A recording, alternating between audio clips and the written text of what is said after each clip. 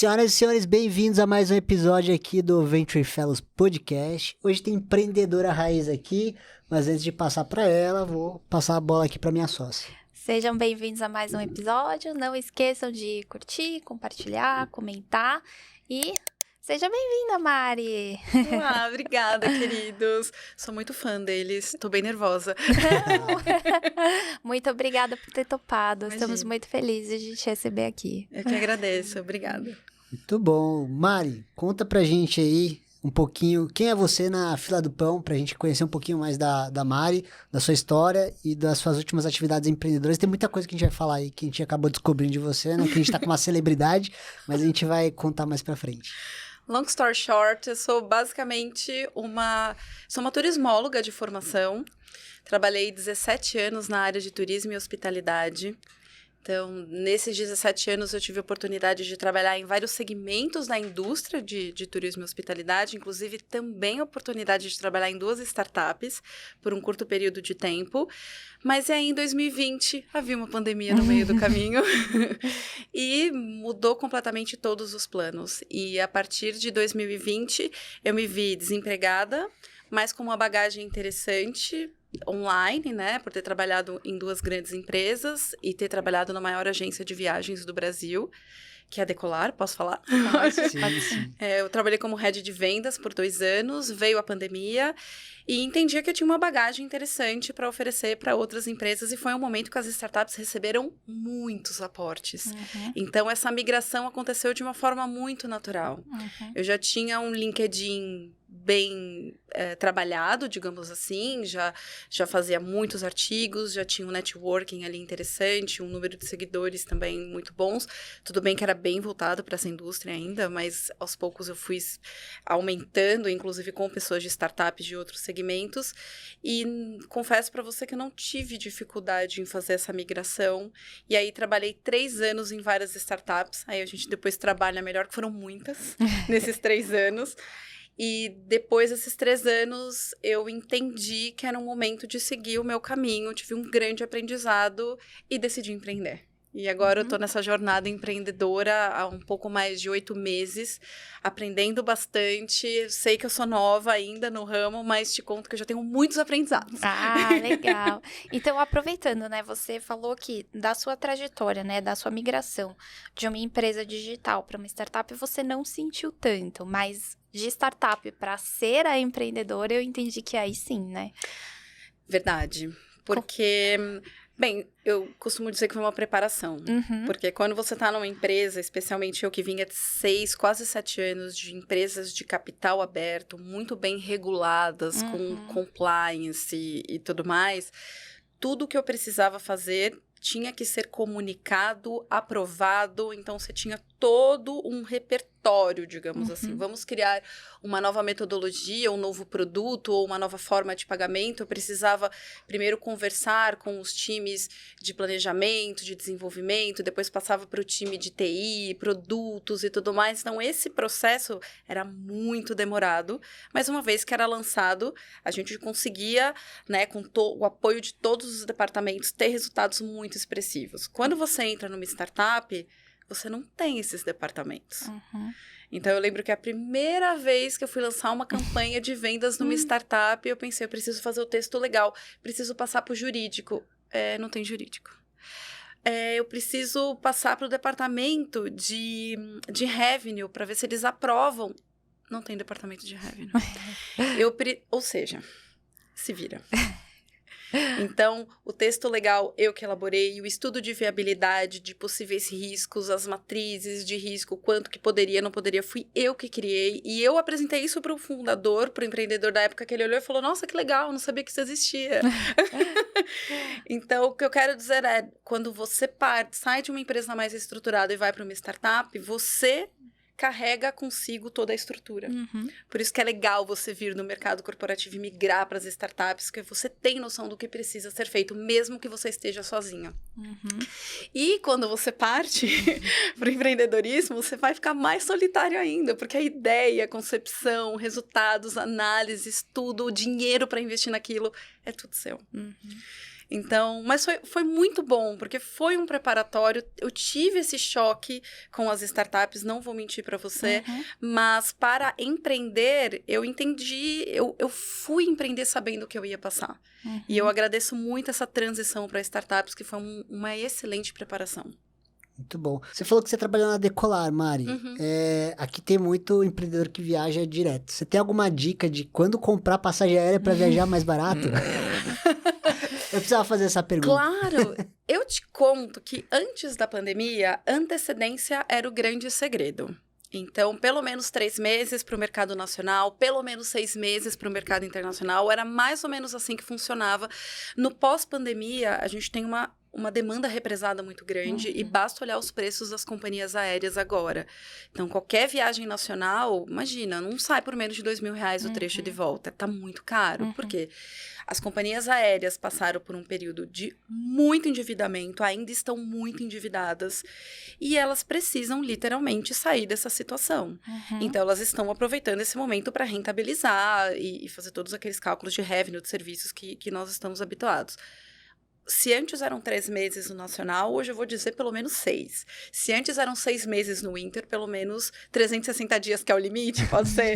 Então, você que está assistindo esse programa, quer viajar no Réveillon, comece agora. Verdade, tá muito caro e não só as empresas, as companhias aéreas estão muito endividadas, mas todas as empresas de turismo também estão muito endividadas.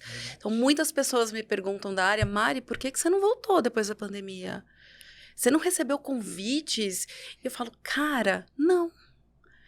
Porque todas as empresas estão trabalhando agora para saírem do buraco. Literalmente. Então, vamos supor, no início da pandemia, na Decolar, a gente vendia X milhões de dólares por dia. Esse valor, na pandemia, vinha o dobro, 2x negativos. Porque era do quê? De cancelamentos. Caramba. Então, foi muito pesado para a indústria de turismo e hospitalidade. Aí você fala, mas eles estão tirando o burro da sombra porque agora tá todo mundo viajando, tá todo mundo... Ainda não. Eu acho que ainda leva aí uns bons 5, 10 anos pra gente se recuperar desses quase 3 anos de pandemia. A empresa aérea sofre muito com o custo do querosene, né? E o preço é volátil. A guerra também não ajudou, né? Isso também atrapalhou bastante. Por outro lado, o que eu vejo é que o mercado de milhas, esse tá bem aquecido, não tá? Ele tá aquecido, ele teve essa queda agora por conta da 1, 2, 3 milhas. E quando eu estava na Decolar, a gente já tinha visualizado esse mercado e entendido que era um mercado muito sensível. Sensível em que sentido? Em termos de regulação. Qualquer regulação, qualquer decisão poderia colocar todo aquele business a perder. Acho que as milheiras foram muito inteligentes. Elas fizeram uma estratégia que lá atrás as empresas de compras coletivas fizeram, que é ganhar massa, ganhar muito volume de clientes e depois rentabilizar em cima desses clientes com outros produtos. Então, as milheiras acabaram atraindo muitos clientes nisso e depois elas eram uma OTA, uma Online Travel Agency, como qualquer outra. Mas elas conseguiram ter um grande número de clientes ali, milhões e milhões de clientes, uma base muito importante. Então, olha como a vida é cíclica, né? Lembra? Eu trabalhei no Clicom. Lá atrás, quando eles queriam fazer um movimento para o turismo. Porque quando eles lançavam produtos de turismo nas compras coletivas, as vendas eram muito grandes. Então, eles falaram, poxa, tem uma demanda represada aqui. Vamos trabalhar com essa demanda. Então, eu trabalhei mais ou menos 1 ano. Na época, o Clicom era da Mosaico, que era das organizações Globo. Era o braço de internet das organizações Globo. E nesse período, foi um período que eles ganharam muito dinheiro. Mas o turismo só não conseguia sustentar todos os outros serviços que eles ofereciam, né? E deu no que deu, não preciso nem dizer aqui. Mas foi uma experiência incrível. Foi muito legal. Pra você ter ideia, eu acho que eu vivi um pouquinho desse boom das startups. Nós estávamos em reunião e tinham pessoas filmando a gente. Olha que loucura. Eles contratavam uma agência para filmar o dia a dia da empresa, para vender. Foi quando começaram a falar de marca empregadora, o desejo de trabalhar. Foi um período muito, muito doido, assim, do ponto de vista, né? Tipo, como assim? Tem uma pessoa filmando. E aí depois eu voltei para o mercado corporativo, eu trabalhei 4 anos na CVC, depois 2 anos na Decolar, e fiquei um pouco afastada desse universo. E quando eu retorno para as startups no período da pandemia, já era completamente diferente. Já era muito diferente, porque eu vivi aquele momento de cash burn. Vamos queimar dinheiro. Eu vivi isso no Clicom. E quando eu volto para as startups no período da pandemia, por mais que eles tivessem aportes, mas a exigência de retorno era muito grande. Muito grande. Parece que cada real que era investido, a gente tinha a obrigação de devolver muitos reais em cima daquilo. Então, esse período especificamente, num mercado volátil, trabalhar no elo mais volátil deles foi muito punk. Foi muito punk. Aí a pergunta que fica, existe planejamento em startup? Claro, óbvio. Eu lembro de uma fase clássica, logo no início que eu comecei a trabalhar, que o meu chefe falou, Mariana, e essa estratégia está dando certo? Olha, só faz 2 semanas que nós implementamos. Ele, já faz 2 semanas que nós implementamos. E eu, na minha cabeça, assim, acho que 1 quarter, 2 quarters, eu consigo dar um resultado e trazer dados consistentes para comprovar que aquilo deu tarará. Não, gato. Você não tem 1 quarter. Você não tem 1 mês para isso. Você tem literalmente semanas e muitas vezes a gente tinha horas para ver se aquela estratégia, se aquela precificação ia entrar, não ia entrar, ia continuar ou não. Então, essa quebra de paradigmas, de você testar aquilo na hora para saber se aquilo vai ter o retorno imediato, é algo muito desgastante. Eu brinco que cada dia que se trabalha numa startup equivale, sem brincadeira, a semanas dentro de uma empresa de capital aberto. É muito diferente a dinâmica. Mas, ao mesmo tempo, eu adorava o dinamismo e a autonomia. Eu adorava ter autonomia. Adorava essa autonomia disso. Não testou, pode testar outra coisa. Eu tinha carta branca, eu tinha aval para testar outras estratégias, outras possibilidades. Isso é incrível. É o que eu mais sentia falta dentro das grandes empresas. Mas eu também sentia falta daquela estrutura que as grandes empresas me passavam. Que às vezes era muito bom eu pegar o resultado, entregar para o cara que cuidava, fazer a mineração de dados e falar, o que deu? E aí, foi bom? Rolou? Deu certo? E não, eu era sozinha. Eu tinha que desenhar a estratégia, tinha que... O texto legal, tudo isso, eu tinha que implementar, eu tinha que ver quanto de dinheiro eu ia gastar de marketing naquilo e depois minerar os dados para saber se aquilo tinha dado certo ou não. Então, foi uma boa preparação para o empreendedorismo, eu diria. Intensidade de trabalho, né? Total. E aí, só para complementar esse gancho da sua carreira que você começou na Decolar, né? Não, você começou antes em outras empresas, mas enfim, a gente foi da Decolar. Você falou que depois dessa saída da Decolar, você foi para as startups, você passou por algumas, não uma, ao longo de 3 anos. 6 startups. Isso é o que mais me chamou a atenção, porque quando a gente trabalha com os nossos clientes, né, que querem recrutar profissionais, isso é um paradigma que eu busco entender do fundo do meu coração. Porque eu entendo a pessoa querer... eu quero alguém que quer ficar aqui pro longo prazo, crescer. Cara, estamos todos alinhados aqui. Ninguém quer contratar alguém para essa pessoa ir embora amanhã. E eu acredito que esse profissional, boa parte deles, né, de boa fé, também estão com essa visão. Pô, vamos lá pro longo prazo. Só que a gente esquece que a dinâmica de startup, ela é isso que você falou. Você não tem planejamento. Sobe e desce. Tipo, é correria. Do dia pra noite o negócio pode fechar, né? Olha a Max Milhas.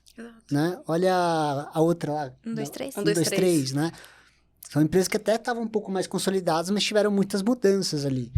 E quando a gente fala de trabalhar em startup, é animal. Tem autonomia, tem a parte de desenvolvimento, crescimento e tal. Só que também você corre o risco de acabar saindo da empresa. E aí, o que normalmente os recrutadores mainstream olham, né? Falar, não, esse aqui ficou 3 meses nessa empresa, naquela, ele é pula-pula. O termo é pula-pula. Não quero perfil pula-pula. Cara, entendo. Se é um pula-pula de empresas corporativas que tem um pouco mais de estabilidade, cara, assina embaixo. Agora, se você tá falando de um perfil de startup, talvez a startup nem exista mais. Talvez a startup mudou o modelo que era B2B para B2C. E aí, a pessoa talvez não se encaixe mais naquele quadro e ela obrigatoriamente tem que sair. Ou mesmo se a pessoa pensa em empreender. Porque tem um lance que acontece muito, quando você vai trabalhar numa startup, você desenvolve os skills empreendedores. Você é uma prova viva disso. Você fala, pô, eu consigo fazer. Eu vou montar o meu, né? E pode ser que você monte o seu e também quebre. Precisa voltar pro mercado. Exato. Lá, né? E aí eu queria ver um pouco como que foi essa experiência com 6 startups, qual que foi a motivação que teve por trás, né? Porque, por exemplo, se você for se reposicionar no mercado, seguramente a pessoa fala, nossa, mas a Mari passou de pula-pula, né? Ai, meu Deus. Eu quero tirar um beijo agora, obrigada. Porque você não tem ideia do número de entrevistas que eu fiz nesses 3 anos e quantas vezes eu tive que responder essa resposta e fazendo processos para startups, com pessoas que teoricamente contratam para startups. Eu não entendia. Quando eu fazia uma entrevista, um processo para uma empresa maior, uma empresa grande, uma multinacional, ou até, como você disse, um recrutador mainstream, era totalmente compreensível esse tipo de resposta, essa pergunta, né? E eu respondia. Cara, quando eu recebi essa pergunta de um recrutador de startup, eu confesso que uma parte de mim morria por dentro. Eu falei, pô, cara, acorda, é sério que eu vou ter que responder por quê? E a resposta é muito simples, é muito dinâmico. A primeira startup eu fiquei 10 meses, eles queriam fazer um movimento de mercado que eu não tinha a experiência necessária para aquilo e eu não tinha tempo de aprendizado. E não é porque a Mariana não quer aprender, não dá tempo. O cara precisa da resposta para ontem, porque senão mês que vem não vai vir mais dinheiro, ele vai fechar a empresa. Eu escolhi quem seria meu substituto. Falei, eu não tenho esse expertise, vocês não têm tempo para esperar eu aprender para eu poder entregar. Ponto. Segunda startup, entrei, eu fiquei 3 meses. Por quê? Porque eles me contrataram contando com um investimento que não aconteceu. Acabou. Tchau, Mari, sinto muito, adoramos você está entregando o resultado, mas eu não tenho dinheiro para te pagar. Vou tirar dinheiro do bolso para pagar o seu salário, porque o dinheiro que ia entrar do fundo não entrou. Pandemia, galera. Não entrou. Tchau. Próxima, terceira. Qual que foi? Essa foi CLT. Foi uma fintech. Trabalhei 10 meses. Recebi o convite de outra fintech que estava chegando no Brasil. E foi o processo seletivo mais difícil da minha vida. Eu tive que reapresentar um case que eu juro, eu trabalhei 2, 3 dias inteiros, um feriado inteiro trabalhando nesse caso. Eu tive que montar um Business Growth Model para eles. Eles me deram alguns dados e depois eu descobri que basicamente eram os dados do Brasil. Olha que loucura. E eu montei esse Business Model para eles, apresentei em inglês para um grupo, apresentei em espanhol para outro grupo e depois apresentei em inglês de novo para o CEO. Cara, foi um super trampo. Me contrataram, montei equipe. 3 meses de Brasil, Mário, SoftBank não vai pagar os 60 milhões de dólares que estava previsto. Fui mandada embora. Eu tive que ligar para uma menina que eu contratei de dados e falei, não peça demissão, porque o time Brasil acabou de ser mandado embora. Foi a Tribal, que vinha do México, pode pesquisar. Sim. Foi o processo seletivo mais difícil da minha vida. Um salário maravilhoso, alto executivo, tudo certo. Eu fiquei 3 meses. Eles deram um bônus pra gente, uma recompensa, tarará, mas mesmo assim, gente, é muito frustrante. Você pediu demissão da que você Eu pedi demissão então... da outra que eu tava indo super bem. Acontece. E se falarem pra mim, Mariana, você não sabia? Gente, óbvio que pode acontecer. Eu tô nesse mercado, eu arrisquei. Sim. E tá tudo bem. Depois, eu trabalhei numa outra startup que eu já tava com a cabeça no empreendedorismo, eu já tava com um pezinho ali, já tinha conversado com meu marido, falei, Dan, entrou uma grana, tô com um negócio aqui na cabeça, um modelo novo, tarará, ele, tem certeza? Eu falei, putz. E aí chegou o convite de uma outra startup de live commerce, falou, olha, é um business novo, e eu fiquei muito interessada, falei, gente, que coisa legal, eu quero aprender o que é isso, e foi maravilhoso. Eu fiquei quase 10 meses nessa empresa, aprendi muito. Até que uma hora eu fiz... Quer saber? Eu vou seguir o meu caminho. Coisas pessoais aconteceram, envolveram o nível de dedicação que eu precisava ter para essa startup. Estava conflitando com a minha maternidade, com outras escolhas pessoais que eu tinha feito. E aí eu tomei a decisão, eu falei, não, essa história acaba aqui e eu vou seguir o meu caminho. E sabe o que é o mais engraçado disso? Depois eu me dei conta. Fui demitida da Decolar dia 8 de maio de 2020. Uma sexta-feira. Beleza. Fiquei trabalhando nessas startups e tal. Quando eu fui pedir demissão para essa última startup de live commerce, a CEO falou para mim, Mari, você fica até o dia 8? Eu falei, tá bom, beleza. E aí, no dia que eu fui ver, eu desliguei o computador e fiz assim, sou oficialmente empreendedora, preciso escrever isso no meu diário. 8 de maio de 2023. Você não tô acreditando. Gente, que coincidência, 3 anos cravados, assim, eu fiz, gente, que coincidência, meu Deus, eu não tinha pensado nisso, eu fui dar conta depois, que seja assim, então foram 3 anos preparatórios, mas foram 3 anos de um aprendizado enorme, gigantesco, financeiramente muito bom. Não vou mentir, porque nesses desligamentos você tem contratos de multas, você tem acordos e tudo mais. Então, mas, pessoalmente, mentalmente, acabada. Imagina. Exausta. Eu tive momentos no meio da pandemia, nós ficamos com a minha família em Bertioga, porque meus pais são do grupo de risco, que eu ia andar na praia. Eu ia andar. Porque era tanta coisa na minha cabeça. E assim, outros detalhes pessoais, eu e o Danilo, a gente tinha acabado de comprar um apartamento. Mesmo assim, era um baita do investimento. E a gente assinou o contrato, acho que dia 1 de março. E aí tinha que terminar a escritura, aqueles detalhes. Acho que nós somos o primeiro apartamento do Banco Santander a fazer todo o trâmite via online. A gente não precisou vir para São Paulo. E ainda o gerente falou, olha, é experimental. Então, pode ser que alguma coisa dê errado, tanto que eles nem cobraram da gente essa parte mais burocrática, eles nem cobraram, porque nós somos as cobaias do Banco Santander. Olha que engraçado. Mas aí eu lembro que cada vez que acontecia isso, que tipo, eu era mandada embora, e eu nunca tinha sido mandada embora na vida, você chega a questionar a sua capacidade, mesmo sabendo que é porque o SoftBank não entregou, não refez os cálculos. Isso não tem nada a ver comigo, é algo muito maior do que eu. Mas eu não vou mentir pra você que teve momentos que eu falei, cara, por que eu tô tão errada? O que eu fiz de errado? E, claro, muita terapia, muita conversa, muito diálogo. E você vê que é exatamente isso. O mundo tava passando por um momento muito delicado. Gente, era uma pandemia, ninguém tinha vivenciado isso. E as empresas estavam tentando se adaptar. E eu tava literalmente no olho do furacão. Imagina, de tudo isso que você falou, acho que o que fica pra mim é muito numa conversa que a gente já teve até, de que a carreira, a gente tem aquela ideia de que vai ser aquela estrada linda, maravilhosa, e não, né, é um caminho tortuoso, então às vezes as coisas não vão acontecer do jeito que a gente planejava, mas vai acabar que às vezes vai ser melhor, né, então eventualmente se você não tivesse passado por todas essas experiências, talvez você tivesse conseguido um emprego numa outra grande corporação e talvez nunca tivesse pensado em empreender. Ai, Bia, eu também penso, mas às vezes eu falo, teria sido mais fácil, será? Porque foi muito pesado mesmo, né? Hoje a gente fala, rindo, se divertindo, mas se você falasse comigo há 1 ano atrás, eu tava chorando essa hora. Eu sou um minuto. Dá um parafuso. Sim. Mas foi parte do processo, é o que você disse, de amadurecimento mesmo, de muito amadurecimento. E olha que engraçado, quando eu lembro da minha carreira nas empresas grandes, corporativas, eu me pergunto como é que eu conseguia. Como é que eu conseguia aguentar aquelas ironias? Como é que eu conseguia... Eu comecei a escrever para o LinkedIn, rapidinho, fazendo um paralelo, em 2015. Porque eu estava numa reunião uma vez, a gente entrou, e aí eu falei, sabe que eu li na Skift, que é um relatório de tendências de agência de travel do mundo, que eles estão dizendo que agora é muito comum o solo travel, e comecei a dizer algumas tendências que estavam por vir, que já estavam acontecendo na Europa e que chegaria no Brasil em algum momento. Por que a gente não pensa nisso também, em desenvolver esse tipo de viagens e tal? E aí terminou a reunião, um dos diretores olhou pra mim e fez assim, cara, você é muito antenada. Eu gosto de participar de reunião com você. Por que você não escreve sobre isso?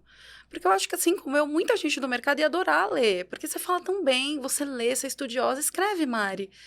E aí um dia eu fiz, quer saber? Vou começar a rabiscar aqui. E aí eu comecei a rabiscar, escrever um artigo, escrever outro artigo, o terceiro artigo.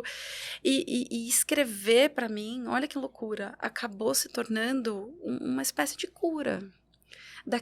daquela pressão que eu vivia dentro das grandes corporações, de querer fazer, de ter ideias, de querer, né, enquadrar. Pra você ter ideia, me pagaram para ir para a Web Summit de 2016 ou 2018, acho que 2018. 2018, sim. Me pagaram para ir para essa Web Summit lá em Lisboa para trazer as tendências de travel. Eu montei um relatório, um calhamaço, assim. Eu entreguei na mão do diretor. Nunca tiraram uma ideia do papel. E aí você fala, por quê? Acho que eles mandaram, vai pra Web Summit, cala tua boca, sabe? Vai lá, não enche meu saco. E quando você voltar, sabe? A sensação que eu tive foi exatamente essa. Então, depois de passar por tudo isso, eu vejo que nas empresas corporativas, não era. Não era tudo Nas isso. startups, era um pouco Sim. pela autonomia, mas por essa loucura, talvez não. E vamos ver agora no empreendedorismo. Mas uma coisa eu deixo muito clara com todo mundo que eu converso. Se não der certo, se porventura a empreitada não dá certo, eu não tenho problema nenhum de voltar e dizer estou aberta e estou disponível para novas experiências. Numa boa. Porque isso só me engrandeceu. E eu sei o quanto isso significou para mim. É porque acho que tem um ponto que é muito relevante quando você traz essa discussão, que você se sente assim porque tem um motivo muito específico. Que quando você empreende, ou você dá resultado, ou você dá resultado. E se você tem algum resultado, pior que seja, mas se entrega algum resultado, você mostra, eu tenho competência para entregar esse resultado nos cenários mais inóspitos possíveis. E se você sabe vender isso muito bem, eu duvido que um startupeiro raiz não vai considerar você para trazer pro time, né? Sim, com certeza. E também, eu já vivenciei crises, assim, sabe aqueles war rooms de startups, de não ter dinheiro, de ter que escolher literalmente quem fica, quem sai, quem isso, que aquilo. Eu vivi momentos de tensão tão fortes, que hoje eu vejo e eu falo, eu saberia lidar numa situação dessa. É feio eu falar isso, né? Mas eu saberia lidar. De momentos de pânico na torre, né? Como o pessoal brinca, de decisões, de envolver vidas de pessoas, que é a pior coisa que tem é isso. E de você participar e ter o sangue frio no momento de ter uma decisão completamente racional. E eu sei que o empreendedorismo, uma hora, vai me trazer essas situações. É besteira eu achar que isso não vai acontecer. Isso vai acontecer. Pode acontecer comigo a ponto de eu falar, cara, eu vou me demitir porque acabou, eu não tenho competência para seguir adiante. Isso pode acontecer. E eu nunca vivenciei isso numa empresa grande. Eu não tinha acesso. E nas startups eu tive acesso a isso. Por pior que fosse, no momento mais inóspito possível, mais difícil que a humanidade estava enfrentando, cara, eu penso, eu sobrevivi a isso. Eu vivi, eu sobrevivi, eu me fortaleci. E parece que qualquer obstáculo que tiver agora, você tem uma sensação de falar, gato, sobrevivi a uma pandemia. Acho que eu consigo. E justamente por ter vivido muita coisa nas startups, que o meu planejamento, que o meu modelo de negócios e a forma como eu estou enfrentando a empresa e abrindo a empresa está sendo extremamente conservador. Muito conservador. Então, eu estou, nesse momento, literalmente fazendo tudo, organizando tudo. Estou em soft land, estou distribuindo de forma B2B, que é uma coisa nova na indústria da moda e que eu estou testando para ver se serve ou não. Posso explicar? Pode, lógico. A Ginga chama Ginga Store, maravilhosa, linda. Ela nasceu com um propósito de vestir pessoas que estão em transição de corpos e pesos. Transformações de formas de corpos. Eu estou dizendo de pessoas que estão num processo de emagrecimento, num processo, por algum motivo, engordando bastante, as pessoas que sofrem muito daquele efeito sanfona, pessoas que estão passando por tratamento oncológicos, mulheres na menopausa. Você, durante a vida, vai enfrentar uma série de transformações no seu corpo. E o que eu percebo? Eu tenho uma irmã mais velha que fez uma bariátrica e perdeu 60 quilos num ano. Durante esse período, a Carol, ela não tinha roupa para ela. Você tem as roupas, assim, intermediárias, umas que servem um pouquinho mais, uma um pouquinho menos e tudo mais, mas o processo do bariátrico, além de você perder muito peso no curto espaço de tempo, depois você tem que estabilizar esse tempo, fazer as plásticas, e aí depois de 2, 3 anos você vai saber qual o corpo que você vai ficar pro resto da vida. É isso. E são 3 anos, gente. são 3 anos que a Carolina vestiu roupa de academia, no caso. Ela comprava roupa de academia porque eram as roupas que davam o mínimo de elasticidade e conforto para ela trabalhar. Ela toca a obra, ela é engenheira e tudo mais. Mas a Carol perdeu jobs porque ela chegou na casa de um cliente com roupa de academia. Não qualquer roupa, porque ela é super descoladinha, coloridinha e tal. E ele falou, eu não tenho dinheiro para bancar o seu estilo de vida, porque são 3 horas da tarde e você tá com roupa de academia. Não entendeu nada, né? Não Coitada. entendeu. E eu lembro que a Carol chegou em casa, assim, eu falei, o que foi? Ela, ai, o que foi? Ela, ai, Mari, acabei de perder um job porque eu tava com roupa de academia. Eu falei, pô, por que você não veio aqui? A gente tentava colocar uma... Ela, Mari, você não tá entendendo, não serve. Ela ainda não servia nas minhas roupas. E ela ia passando na casa das amigas para ir pegando um pouquinho de roupa. Eu emprestava roupa por 2, 3 meses e depois ela me devolvia. Gente, é muito cruel. Então, o que a Ginga faz? A Ginga... Existe já o conceito One Fits All lá fora, que é uma peça única que serve todos os corpos. Ele é muito legal, ele ajuda bastante, mas para a brasileira, ele não tem o cropped, ele não tem aquela cor fúcsia, ele não tem as tendências de verão, ele não tem algumas coisas que a brasileira gosta, que é cor, que é estilo. Mesmo as meninas maiores, elas gostam de mostrar o corpo delas. Então, a gente fez uma tropicalização desse conceito de One Fits All. E ao invés de ter uma única grade, eu quebrei em 3 grades. Então, por exemplo, a grade 1, ela vai do 38 ao 42, 44. São roupas totalmente ajustáveis, que você consegue colocar, ajustar e seguir a tua vida. Se você engordar, ela vai te servir. Se você emagrecer, ela vai te servir. Mas ela não vai só te acompanhar durante o processo. Ela fica com você no depois. Então, a grade 2, por exemplo, vai do 42 ao 44 até o 48, 50. Por que não é cravado? Porque eu tenho tecidos que me dão mais elasticidade que outros. Eu tenho modelos que me propiciam. Eu tenho uma saia de tule, que eu acho que vai ser um dos grandes best-sellers, que ela serviu uma menina que veste 40 e uma outra que veste 54. Esse é um modelo que eu não preciso quebrar. Por quê? Porque o tecido me permite esse tipo de ajuste. Ela estica, ela diminui. E outra coisa, que aí é um papo bem feminino, nós mulheres, nem sempre as roupas são confortáveis no vestir. Eu vou dar um exemplo. Eu sempre tive o quadril muito mais largo que a minha cintura. Para eu comprar a saia, ela não abre o suficiente para passar meu quadril e depois ajustar na cintura. Então, eu tenho que colocar por cima. Eu coloco saia por cima, vestido por cima. E muitas vezes já tô arrumada, cabelo pronto, make linda. E vou colocar o vestido e fico toda... Puta que pariu, caiu o cílio. Sujei a roupa com o meu batom, com a minha base. Então, a gente teve essa preocupação de vestir bem. Então, quando eu falo, eu quero uma saia que ela abra, que o meu quadril passe. E depois ela fique lindo na cintura. É isso que eu quero. Então... Conforme a gente foi pesquisando e trazendo as roupas, eu fui pegando dores das mulheres que vocês não imaginam. Dores assim, Mari, eu preciso, uma menina que veste 54, que é a nossa modelo plus size, eu preciso de tecidos que não sejam sintéticos, porque ela tem uma dermatite de contato. Normalmente, pessoas obesas sofrem uma inflamação natural do corpo. E qualquer tipo de contato com algum tecido sintético na pele dela, dá uma alergia que chama dermatite.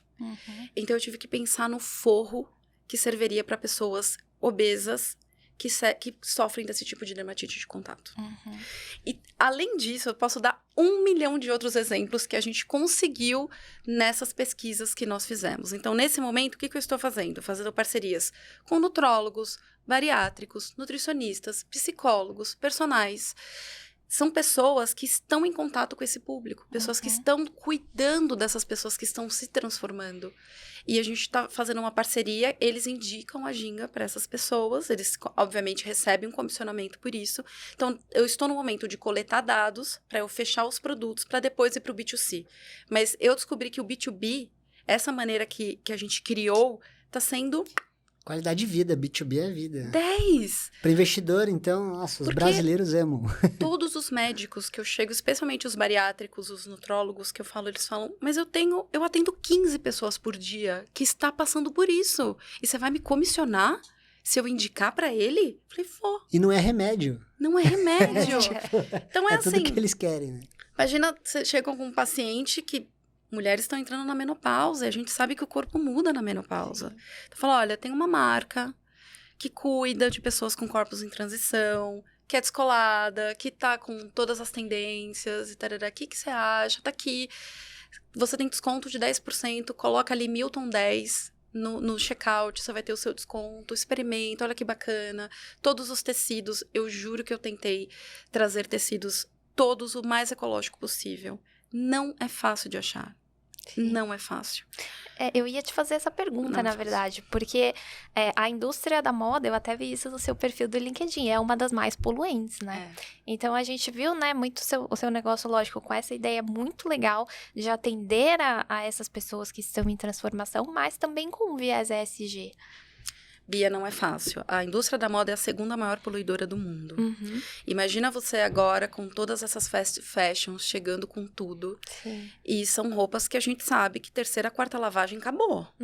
Não tem qualidade para aguentar. Não foi feito pensado no clima brasileiro. Sim. É importante a gente pensar isso. Então, na Ginga, a gente tentou, de todas as formas, trazer o que há de mais moderno em termos de tecnologia, de tecidos e também ESG. Mas não é fácil. Eu tenho tecidos que são poliéster. Eu não encontrei uma opção. Eu não encontrei. E eu acredito que só vai haver opções quando houver uma pressão dos consumidores que, porventura, pressionem as marcas, que pressionem as tecelarias, e a partir daí a gente vai começar a ter um movimento interessante. Mas, por outro lado, a gente tem, por exemplo, um vestido que é feito de garrafa PET, tecido reciclado de garrafa PET. A gente tem uma viscose sustentável. Estamos buscando, acho que a própria indústria está buscando, até o famoso e polêmico algodão orgânico, que no final das contas perceberam que é o algodão muito mais poluente que o algodão normal. Olha que loucura. Mas eu vejo isso com bons olhos no sentido, estão testando, estão buscando. O algodão Pima, que todo mundo diz que é um primor, que é maravilhoso, tem gente contestando se ele é realmente sustentável ou não. Então, mas o legal dessa história, Bia, é que você vê as pessoas começarem a conversar sobre isso. Sim. Coisa que 5 anos atrás, esse tipo de conversa simplesmente não existia. Sim. Então, a gente vem com um conceito que chama Slow Fashion. Nossa ideia não é lançar coleção a cada verão e a cada inverno. É ter peças atemporais, é ter peças clássicas. E, claro, muito de olho no que os nossos clientes dizem. Uma tendência ou outra, a brasileira gosta disso. Não lançar um cropped novo é uma besteira, eu tenho que lançar. Mas eu não vou fazer uma coleção inteira só de tendências. Eu vou lançar uma peça ou outra para aquele verão ou para aquele inverno. É diferente. E você foca muito mais na durabilidade e na qualidade dessas peças. Então, eu basicamente montei um guarda-roupa. Então, eu tenho 1 ou 2 opções de saia, 1 ou 2 opções de vestido, 1 ou 2 opções só. E a gente lança. Porque eu entendo que, por ter trabalhado muitos anos com serviços, que é o que eu sou especializada em serviços, eu entendo que a Ginga está trazendo uma camada de serviços para uma indústria de produtos. Então, eu estou prestando um serviço para pessoas que nunca foram servidas pela indústria da moda. Nunca foram servidas. Mesmo... E a gente pensa que somente as gordinhas, pessoas maiores que não são servidas. Não. Eu já conversei com muitas mulheres que você bate o olho e fala, ela é padrão.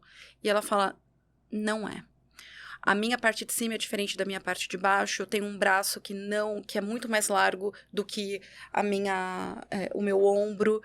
E nós não somos perfeitos. E a indústria não está preocupada com isso. Porque ela tem que economizar tecido. Então, o famoso gancho, que as brasileiras reclamam muito, o gancho imagina o seu umbigo aqui e toda essa parte até suas costas, então é como se fosse um umbigo atrás. Isso daqui, essa forma se chama gancho. No Brasil, se você for pegar a medida do gancho, é muito maior das brasileiras, por conta do bumbum, do que as europeias, por exemplo, que tem menos volume de bumbum. E a maioria das marcas, né, que vem para o Brasil não respeitam esse tamanho. Fica desconfortável, machuca as meninas. Olha que loucura. Então, são coisas... Eu não uso calça jeans no Brasil, não existe. Aliás, eu vou lançar a minha calça jeans, porque eu não consigo achar uma calça jeans que fique bem em mim. Não digo nem entra, fica bonito, mas eu vou sentar, eu fico 2 horas, já começa a me apertar, já me machuca, eu tenho que tirar. Então, eu sou uma pessoa que eu não tenho calça jeans. Se um dia você me ver de calça jeans, você fala, você tá bem, você tá doente, o que você tem? Porque não tem. Olha que loucura. E é uma peça tão básica. Mas deixa eu pegar aqui uma transição importante. Você falou, quando você criou a Ginga, você falou uma palavra que é importante, que é a tendência, né? E você também, quando estava falando um pouquinho das suas experiências profissionais, você disse também, não, porque quando eu estava lá na empresa, eu era uma pessoa que estava antenada, né? Estava antenada nas tendências. Então, repetiu 2 vezes a palavra tendência, né? Anteriormente, quando você estava no mercado, e mais recentemente agora, quando você está empreendendo, né? Então, o que eu pude perceber? Aquele skill que você desenvolveu, provavelmente, no mercado corporativo, de acompanhar as tendências, você seguiu e falou, vou usar esses skills de tendência para aplicar no empreendedorismo. E a minha dúvida é, como que você chegou até esse conceito da Ginga? Se foi aplicando essa lógica de tendências e se foi, qual foi a pesquisa? Como que você fez a validação desse mercado? Essa história é ótima, porque a Carol, essa minha irmã que fez a bariátrica, ela fez um MBA na pandemia também, e o TCC dela foi sobre marcas plus size, porque tadinha, a vida inteira ela sofreu tanto, e até um histórico, né, um dado científico interessante, 70% dos obesos, eles sofrem por obesidade por uma questão genética. Não é uma questão só comportamental, só de hábitos. Tem um componente genético muito grande nisso, e a minha irmã é a prova disso. Ela sempre foi gorda desde o dia que ela nasceu. Sempre.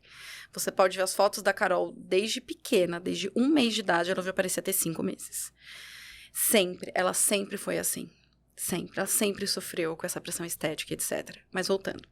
Carol fez um TCC e ela estudou sobre esse mercado. E um dia ela me ligou e falou, ô Mari, você que faz aí os valuation das startups e defende, monta pitch e tal, quer dar uma olhada no meu trabalho de TCC? Eu fiz, manda aí. E eu comecei a olhar aqueles números, eu fiz, oi? Mentira, Carolina. E comecei a ler. Números assim, por ano no Brasil, são feitas 75 mil cirurgias bariátricas e esse número tende a triplicar até 2030. Nossa!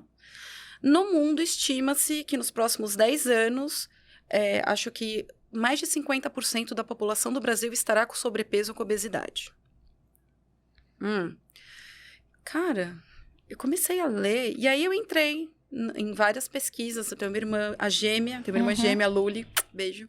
Ela é doutora em biomateriais, e ela tem acesso a muitos papers. Falou, Luli, vê se isso daqui é factível, se isso é verdade. E a Luísa buscou muitos papers, muitos artigos científicos e estudos sobre obesidade e síndromes metabólicas. Quando a gente fala de síndromes metabólicas, a gente não está só falando da obesidade, que é uma delas. Eu, por exemplo, eu tenho doença de Hashimoto, que é um hipotireoidismo crônico. Então, a minha tireoide, ela não funciona plenamente, eu preciso repor esse hormônio. Então, eu tomo todos os dias de manhã Levoide para compor, porque o meu organismo sozinho não consegue produzir o que eu preciso, que na verdade, tireoide é o que regula o nosso metabolismo, simplesmente. E mudou muito o meu corpo quando eu descobri, né? Então, na gravidez, especialmente, eu tomava 25 microgramas, eu fui para 100 microgramas. Olha que loucura. Então, eu sofri muito na gestação por causa disso também. Então, tudo que eu fui lendo, tudo que eu fui vendo, tudo que eu fiz... Gente, esse é um mercado que ele... É horrível dizer isso, essa palavra, mas ele tá em franca expansão, galera. Se hoje a situação tá séria, ela vai ficar muito mais séria daqui a alguns anos, e eu não tô vendo nenhum movimento dessas pessoas serem servidas. Porque a vida inteira eu aprendi, trabalhando com serviços, você tá aqui para fazer e elaborar produtos que sirvam os seus clientes. E eu vejo que na indústria da moda não existe essa visão de servir a demanda. Porque se servissem a demanda como ela deveria, eu tenho certeza que você entraria numa loja e teriam peças para corpos reais. E não é isso que a gente vê. Então, sabe, Milton, eu olhava e falava, gente, esse número aqui é muito alarmante. Ninguém está olhando para isso. Hoje tem, sim, várias marcas para o grupo, para as pessoas obesas. Tem a Ashua, por exemplo, do grupo Renner, que abriu uma loja totalmente apartada. Eu fui conhecer a do Shopping Anália Franco e ela é linda. Toda a parte de vestir, do vestiário dela é grande, é confortável. É o máximo, eu achei aquilo lindo para as pessoas maiores, eu achei aquilo sensacional. Mas é muito pouco. É muito pouco perto da demanda, da frente da demanda que vai vir pela frente. Então, começou com essa brincadeira da Carol fazendo o TCC, eu achando aquilo, tem certeza, a minha irmã buscando os artigos científicos, eu olhando e fiz, gente, tem um campo gigantesco aqui para ser trabalhado, e por que não? Com um propósito, e parece que não, mas eu sofro também com isso, eu não tenho uma calça jeans. Falo, cara, talvez seja aqui o gatilho para criar algo que venha ajudar algumas mulheres. E até hoje, nas provas, nos testes que eu tenho feito, que eu reúno amigas e conhecidas e modelos que eu contratei para servirem, né, para experimentarem as peças da Ginga, teve uma modelo plus size que ela fez assim, eu não vou te devolver. Eu disse, meu amor, eu preciso dela porque isso é uma peça piloto. Ela, eu não vou te devolver. Ela pegou a bolsa dela e ela saiu com a minha saia. Eu fiz, Carolina, se liga pra ela, porque a gente precisa da saia. Ela não me devolveu até hoje. Meu Deus. Ela, você me desculpa, eu não vou te devolver. Falei, por quê? Porque essa saia foi feita pra mim. Eu, caraca, gente, que loucura. Uma modelo. Fiz, gente, não tô acreditando. Ela roubou minha saia. Cara, que louco. Você validou o modelo de negócio de duas formas, né? A primeira forma com validação com dados secundários, que a gente costuma dizer na academia. Então, você olhou dados científicos, que é maravilhoso, que a gente dá um abraço também nessa hora, porque o pessoal menospreza muito a academia e a universidade, e eu sou totalmente adepto. Falo, cara, mercado com academia, assim, é no-brainer que vai explodir, vai dar certo. Se você faz isso com embasamento científico, é sucesso. Eu tenho experiências próprias que funcionam. E você trouxe também a validação primária, mas uma validação primária não é que você fez uma pesquisa de campo e foi lá e conversou com um monte de gente. Você tem uma validação qualitativa com uma experiência específica, que a dor é tão grande que a pessoa chega a fazer o que ela fez agora. Então, tipo, fantástico. O Product Market Fit deve estar acontecendo, não sei como que tá hoje, né? Não sei se você já está lucrando, enfim, como que tá. Você pode até trazer dados se você quiser, se tem investidor e coisas assim. Mas, assim, o fato é que a dor existe. Tá validada pelo que você trouxe, né? Muito legal. Olha, e eu confesso que eu também não esperava, tá, Milton? Então, muitas peças que eu levei, por exemplo, vou dar outro exemplo, as meninas que fazem bariátrica, depois da cirurgia, no período que elas estão emagrecendo, a pele do braço, por exemplo, ela cai e depois elas vão fazer as plásticas, né? Elas precisam estabilizar pelo menos por 1 ano, 1 ano e meio, e depois elas fazem as cirurgias reparadoras para tirar o excesso de pele. E olha que engraçado, uma das meninas, o nome dela é Paula, que ela experimentou, ela falou, mesmo eu tendo emagrecido já 40 quilos, hoje as minhas mangas não entram mais no meu braço. Eu falei, ué, mas seu braço diminuiu. Ela falou, mas o excesso de pele não entra. Eu falei, mentira. E eu experimentei e não entrou. A blusa que eu fiz pra ela, pensando nas medidas, não entrou. Ela tinha um tamanho de braço antes da cirurgia, ela perdeu massa muscular, sobrou pele e não entra porque aumentou o braço. Você dobra a pele. Aumentou o braço, gente. Eu olhei pra minha estilista, ela falou, já entendi. Eu aumentei todas as cavas de todos os meus produtos. Onde tinha cava, eu aumentei a cava. E investi, por exemplo, em mangas como essa que você tá vendo, que são mangas que trazem conforto para as meninas, porque muitas vezes o braço ele cai e elas não querem mostrar antes das plásticas. Então são pequenos detalhes que a gente foi descobrindo ao longo desse processo, e eu tô nesse processo há 8 meses. Já teve peças que eu descosturei 4 vezes. Que eu costurei, descostura. Não, descostura. Não, descostura. E até algumas pessoas próximas, que são meus conselheiros, falam, ô gata, vem cá. Você tá sendo mais realista com o rei. Lança isso daí, depois você resolve. Então, você perguntou que momento que nós estamos. Eu já tenho um grupo de profissionais da área da saúde que estão fazendo as indicações e eu não estou vendendo ainda, porque eu estou usando essas pessoas de cobaias, posso dizer assim. Mas o que eu estou tendo de aprendizado com essas pessoas está me guiando e já melhorando o meu produto, porque eu devo lançar para o B2B ainda no primeiro trimestre. E eu quero ampliar a minha base de B2B. É engraçado eu falar B2B porque os médicos, quando eu falo disso, eles dizem, o que é B2B? Eu já conversei com alguns médicos, mas B2B, o que é B2B? Não é o mercado deles. Então, a própria forma como eu tenho me apresentado e buscado, por enquanto está sendo por indicação, mas eu quero abrir um programa mesmo de afiliados no Brasil inteiro para que esses profissionais possam me indicar a Ginga e serem comissionados por isso. Se de repente, eu conversei com uma médica que ela falou, não, eu não quero ganhar nada. Você pode dar tudo em desconto para o meu cliente. Eu não quero ganhar nada, mas... Alguns profissionais falaram, cara, pode ser uma fonte de renda para mim, eu tô interessado. E aí a gente já tem um aplicativo em que esses profissionais podem entrar em tempo real e ver todas as compras que já foram realizadas com o cupom deles. E a gente tem o dia X do mês que eu faço o pagamento de comissão para todos eles. Então a gente já tem essa tecnologia, digamos assim, para eles fazerem acompanhamento das vendas em tempo real. Mas ainda estamos em caráter de teste, na verdade... É um teste maravilhoso, né? Porque o que eu tô tendo de aprendizado tá sendo um teste assim, antes de eu meter a cara no mercado e tomar porrada, eu tô fazendo isso de uma forma segura, num ambiente ainda controlável, digamos assim, e coletando os feedbacks. Eu já sei que tem produtos que estão indo super bem, que eu já vejo as meninas usando, me mandando fotos. Falei, chegamos na medida, no tamanho exato, esse vai ser best-seller. E é nesses que eu vou investir primeiro. Sim, tá certo. Então, mas... Eu ainda estou sozinha na empreitada, eu e a Carol. Você não tem investidor? Eu mesma, no caso. Todo o meu dinheiro. Então, vocês viram que não estava errado. Eu abri aqui o podcast falando de empreendedora raiz, aqui tá um exemplo. Parabéns, Mari.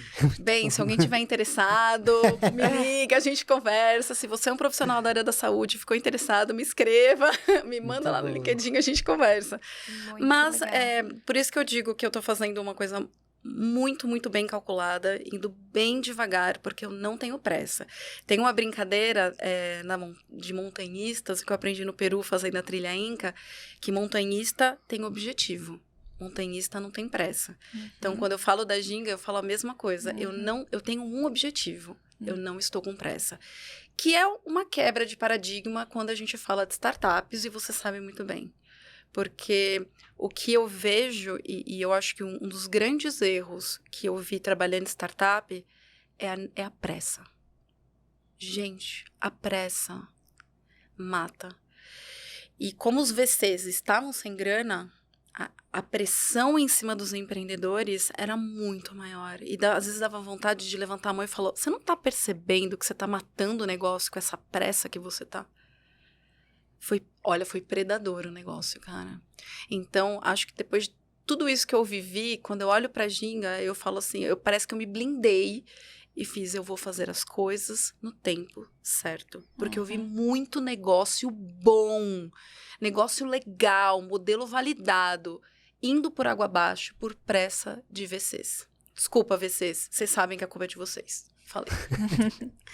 Não é, gente? Não, é interessante porque isso é uma coisa que a gente fala até na academia. Já tive essa conversa com o meu orientador, por exemplo. Assim. Então, se você colocar 9 mulheres para gestar o bebê por 1 mês, vai sair um bebê? Não vai. Então, às vezes, tomar um caminho um pouco mais longo pode fazer sentido lá na frente. Né? Pois é, e precisa ter...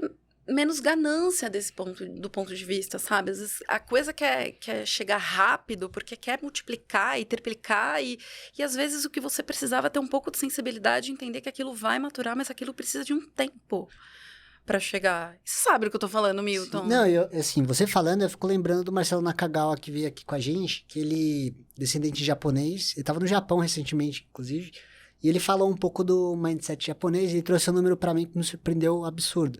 Eu não lembro de cabeça, mas o que eu sei é que mais de 50% das empresas que têm mais de 100 anos vieram do Japão. E a gente não fala das empresas japonesas, pelo menos na mídia a gente não fala nada. E aí quando a gente vai pesquisar, o que está acontecendo hoje no mercado de empreendedorismo? O americano, ele tende a ir pra China também, para entender o que os chineses estão fazendo. E o chinês vai pro Japão.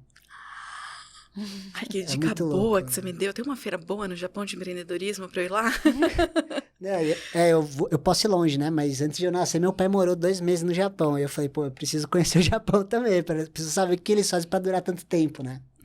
Mas é uma Genial. curiosidade. E você traz a lógica do montanhista, né?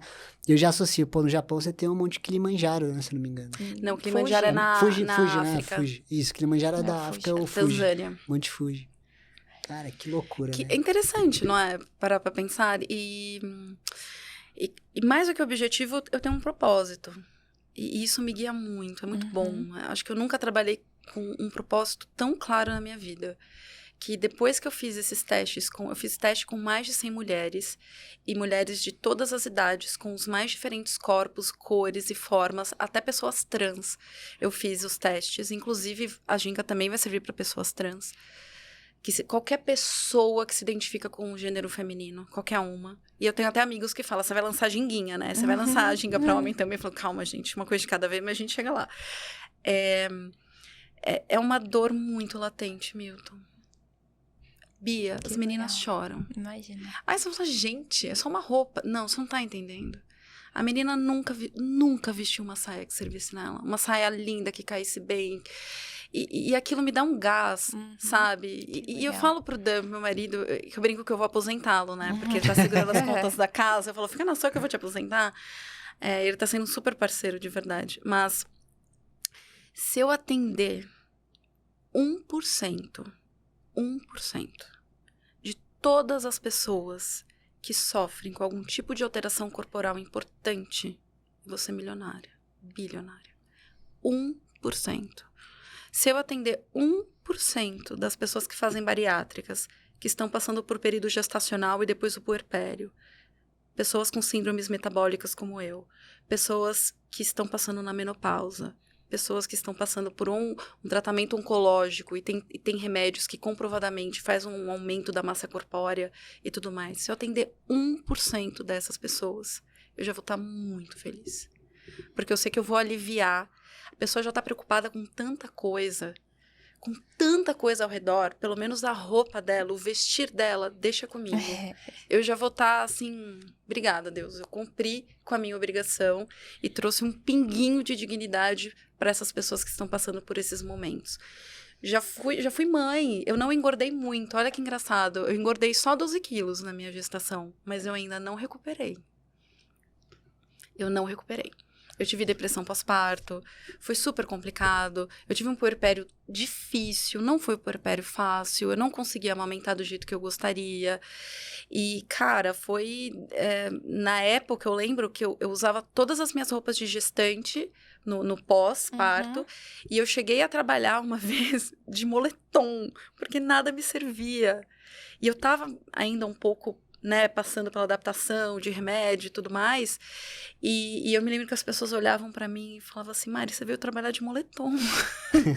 Assim, é a única roupa que me serve. Olha que loucura, né? Então, já tive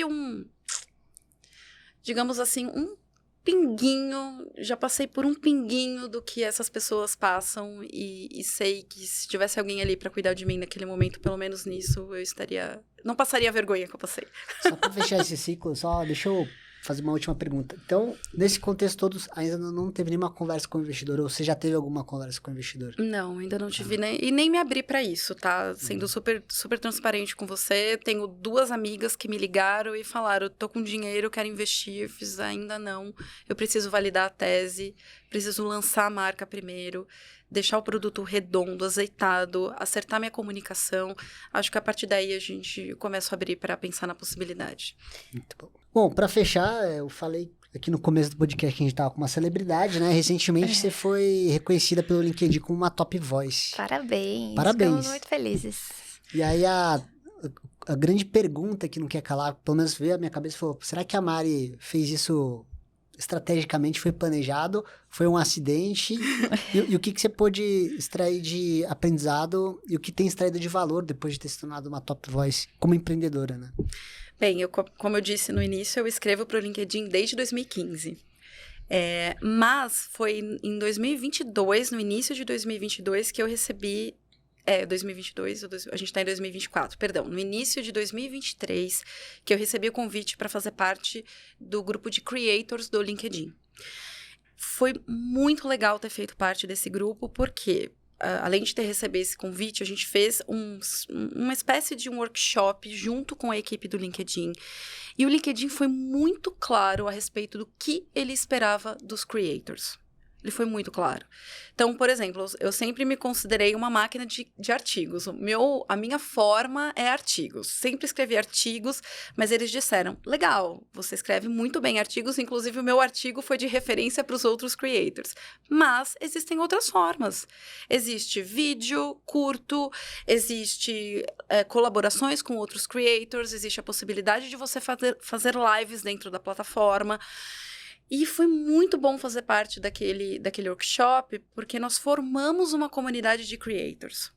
E esse grupo se apoiou ao longo de todo esse ano. Então, foi quando eu tive a ideia de fazer o Me Dá 5 Minutos, que vocês maravilhosos já tiveram a oportunidade de fazer. Foi quando eu tive a ideia, junto com outras 3 Top Voices, agora Top Voices, antes Creators, e a gente tem um projeto no LinkedIn chamado Linkedelas, no qual nós falamos sobre liderança, carreira, voltado para o público feminino.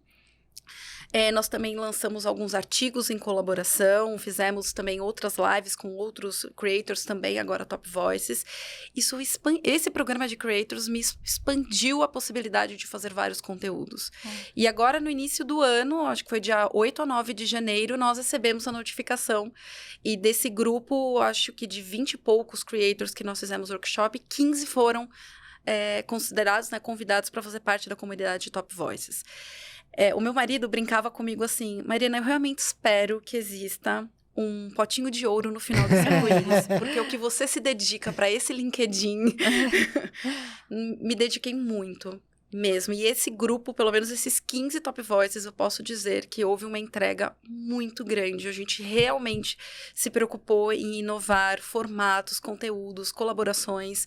É muito legal. Eu fiquei muito, muito, muito feliz, porque são pessoas maravilhosas, e que, claro, têm suas carreiras, têm suas profissões, têm suas empresas, alguns são empreendedores, outros são grandes executivos. A troca que eu tive nesse último ano foi maravilhosa e eu recomendo. Se você gosta de produzir conteúdo, se é algo que te traz prazer, escreva, faça, claro, com embasamento, se for da sua opinião, dê sua opinião de uma forma, né, concreta, não polemize de uma forma extrapolada, e eu vou fazer jus ao LinkedIn, né? Algumas pessoas, até teve uma polêmica dizendo, foram muitos Top Voices dessa vez, que agora qualquer um é Top Voice. Cara, não é qualquer um que é Top Voice, porque nesse grupo de creators mesmo, pessoas boas que criaram conteúdo não foram convidados para ser Top Voice. Não foram. Gente boa, não tô brincando, não foram. Devem ser em algum momento. Então, se vocês ouvirem falar qualquer um hoje é Top Voice, cara, conheço gente muito boa que não foi Top Voice. E também faço outro parênteses. Quem escreve aqueles posts motivacionais e só recompartilha e tem milhões de likes, não foram convidados.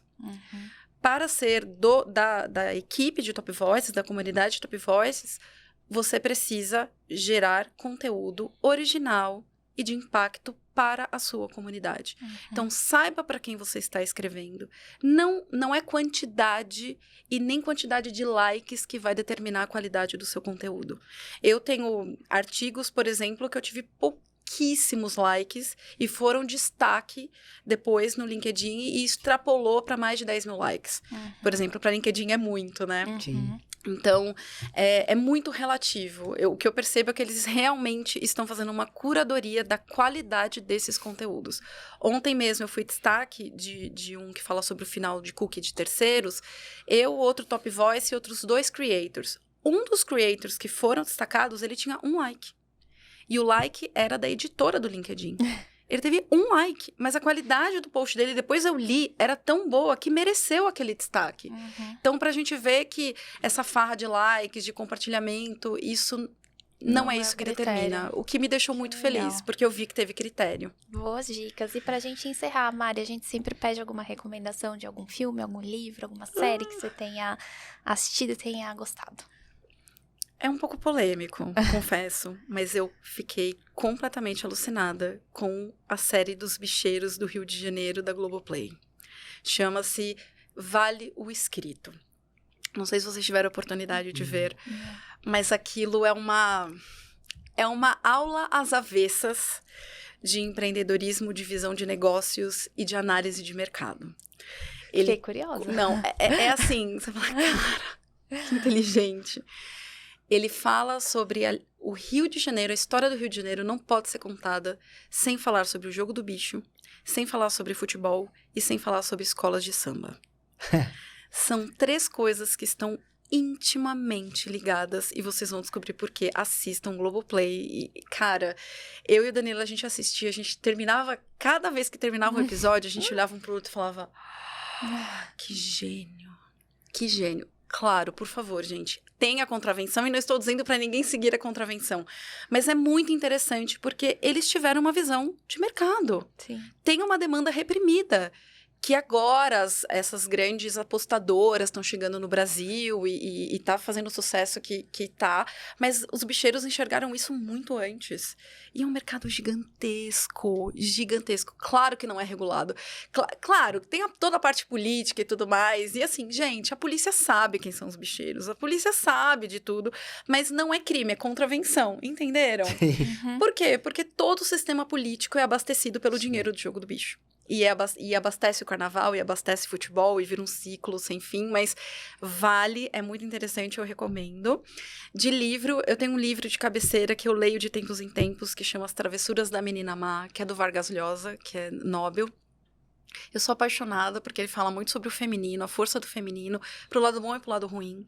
Então, é um livro que me tocou quando eu era adolescente e eu já reli ele algumas vezes ao longo da vida e é um livro que eu recomendo, especialmente para as mulheres. É um livro muito forte, fala muito sobre o feminino.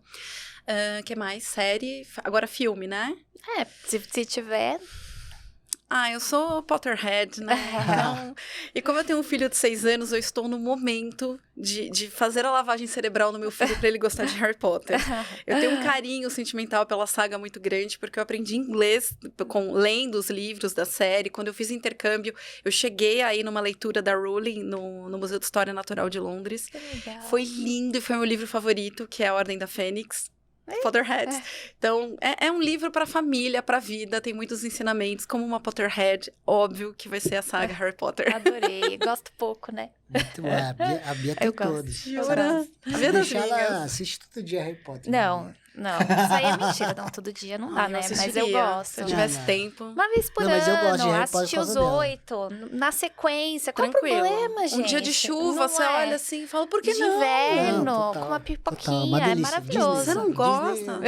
Você não Adoro. gosta? Não, eu gosto. Não, jamais direi que não gosto. Eu gosto do Harry O Danilo Potter. também fala Senhor que ele dos gosta, Anéis. que se ele não gostasse, coitado. Tem opção. Não, eu tô louco pra ir pra Disney. A gente foi pra Califórnia em 2022. E aí eu fui naquele parque lá deles, da Universal. E tinha lá o brinquedo do Harry Potter. Foi o que eu mais fui. Eu mais gostei. A gente teve uma sorte, porque era um dia de chuva.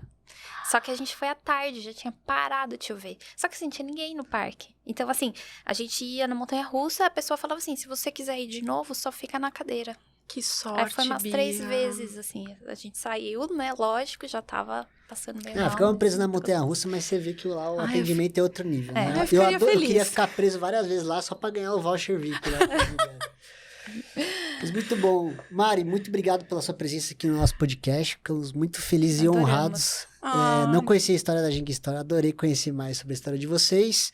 Você que está nos acompanhando aí, não deixa de seguir a gente, de dar o like, compartilhar com os amigos, tanto no Spotify quanto no YouTube. Tem outras plataformas também. Agradeço a audiência, espero que tenha gostado bastante. Pia. Obrigada, Mari, mais uma vez, adoramos e até a próxima. Até a próxima. Valeu, galera. Quer deixar um recado final aí, suas mídias sociais? Eu quero, claro, o LinkedIn, Mariana Melo Campos, conecta, já tem página da Ging Store, tanto no Instagram quanto no LinkedIn. No Instagram é ginga.store.br, porque a gente vai pra fora em algum momento.